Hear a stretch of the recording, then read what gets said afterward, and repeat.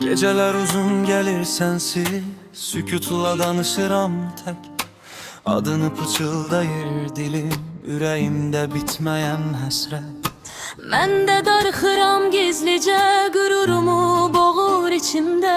Sənin yoxluğun ağır gəlir, adın qalır hər səsimdə.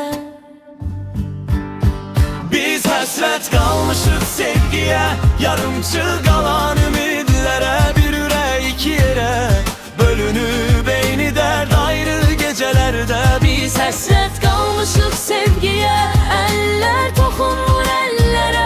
İsmət uzaq salsa da bizi sevgi yaşayır xatirələrdə.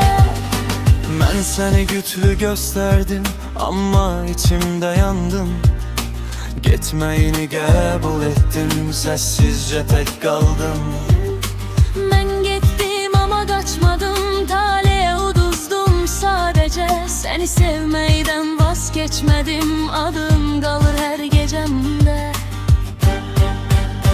Biz həsrət qalmışıq sevgiyə, vaxtsız ayrılan günlərə. Bir ürək iki yerə bölünüb eyni dua ayrı dillərdə. Biz həsrət qalmışıq sevgiyə, vaxtsız ayrılan günlərə. Bir ürək iki yerə bölünüb eyni dua ayrı dillərdə. Ürəyim hələ səni seçər, Bu sevgi yenə bizi tapar.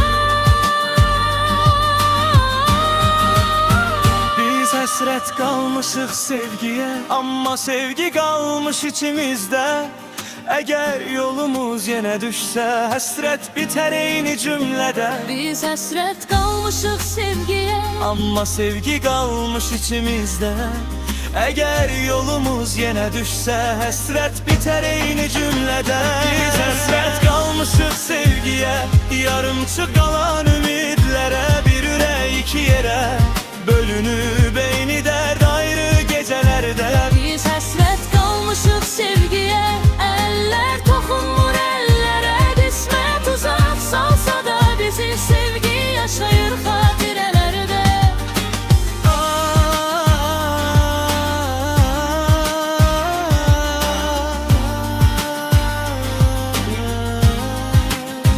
Biz həsrət qalmışıq sevgiyə,